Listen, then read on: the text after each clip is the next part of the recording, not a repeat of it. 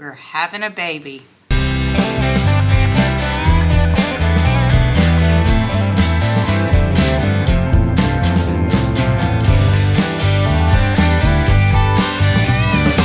So technically David and I aren't having a baby, but our beautiful nieces are, and that's basically the same thing, right? So moving on.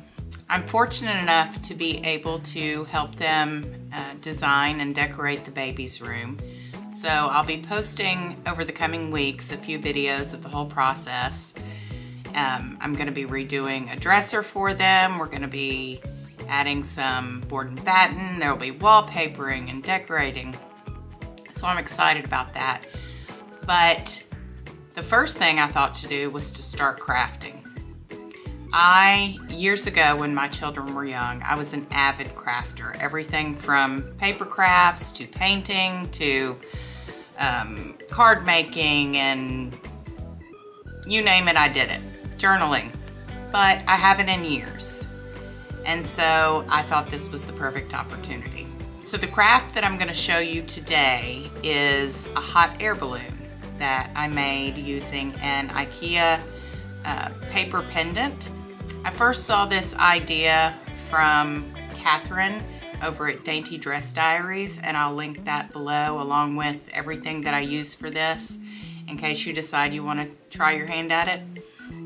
But I first saw this idea from her and I knew I had to make it. So I started searching for inspiration pictures and I found this one, and it's perfect. It's right up my alley. It's vintagey and just sweet and precious, and I thought there are so many things I could do with it. So that is what I'm gonna make today. This is by no means a keepsake craft that I'll be doing. Some of my other videos that are coming up will be more keepsake items. But this one, if I'm being honest, was just about me. I just wanted to try it. And I'll talk a little more at the end about how I think it turned out, and some ideas to do things differently or to do a little spin on using the paper pendants from IKEA.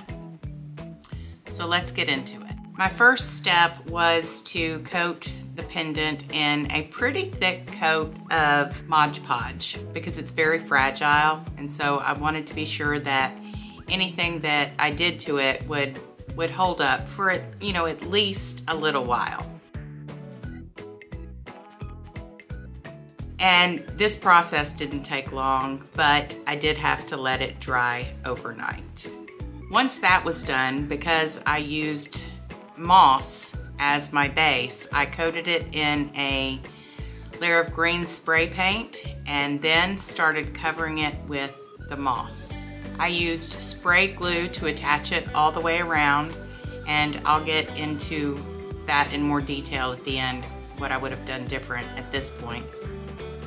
But then once that was covered, I came back in with a coat of green spray paint. I did also go in with a coat of clear sealant at the end, so if you want to skip the green spray paint on top of the moss, you absolutely can.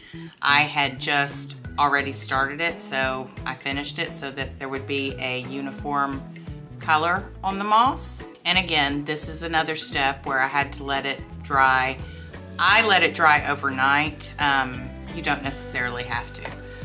When that was done, I divided it into 8 even sections just using some string that I had on hand. My inspiration picture had it divided into smaller sections, but I chose just to go with 8. My next step was to fill in alternating sections with flower petals that I removed from heads of fake flowers. In this case, I used hydrangeas in this corally orange color and some rose petals. I contemplated doing just green coral, and keeping it all the same. But in the end, I decided to do 2 strips of the orangey coral color and then 2 strips of more of a creamy white hydrangea. And I like how it turned out. I think it's cute. And I just attached that with hot glue. I have many blisters on my fingers to prove it. And quite honestly, this part of the process took the least amount of time. It looks labor intensive, but it went really quick. So after all of my flowers were on, of course I had to be extra. You'll notice in my inspiration picture there was a decorative stripe around the center of the balloon. And I had some scrap lace that was fortunately just large enough to go around the balloon. So I attached that with hot glue as well. I will say this part, if you have a helper, accept help. It would have been a lot easier. After the balloon was finished, I moved on to adding the rope. In this case, I just used some simple twine, and to attach it to the balloon, I wanted it to be attached similar to how you see in the inspiration picture from the sides. To attach it, I used an upholstery needle and just inserted the twine right up under the strip of lace. And I pulled that through from the inside, tied a knot in it, and then pulled it back out through the end. I used a canning jar lid wrapped in twine as my burner. A wide mouth ring would have been better, but I used what I had. I attached it by tying it to the ropes and reinforced it with a little hot glue. Once that was done, it was time to attach the basket. And of course, I had to add a strip of lace to that as well. To attach that, I simply threaded some more twine through the corners using my upholstery needle and then tied that to the burner ring. After that was done,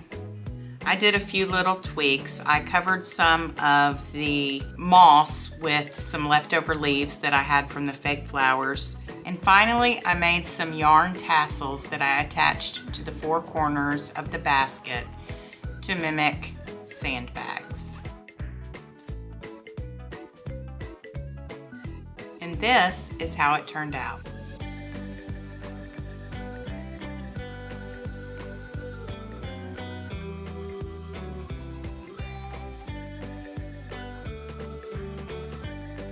So this definitely didn't turn out how I saw it in my head, but that's often the case when you come up with an idea. Execution doesn't always align with your imagination. That's okay. I still like it. There are a few things I would do differently were I to do this again. The biggest being I would not use loose moss. I would use sheet moss. Absolutely 100%. And I probably would not put it all the way around. I would probably put it only in the sections where I wanted the moss and then just do the flowers in the opposing sections. Another thing I would have done differently or would do differently is definitely a wide mouth jar lid for the burner ring.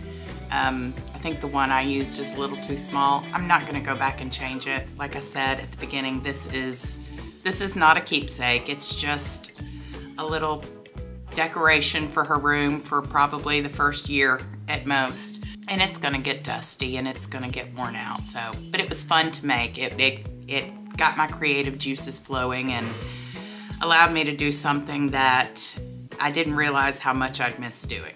Another thing is the lace around the middle of the balloon. I'm a little ambivalent about that. I don't hate it, but I don't love it.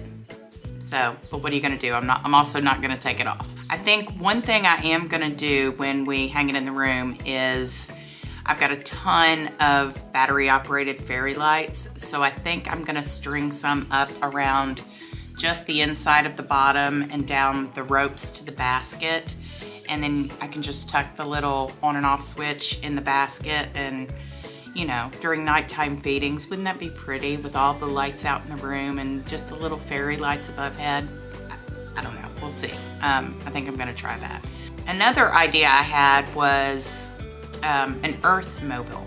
You know, you would spray paint it a dark blue and then use sheet moss cut out in the shape of the continents and then put some string lights up in there. I thought that would be cool. Or any planet really for, you know, a planetary themed room.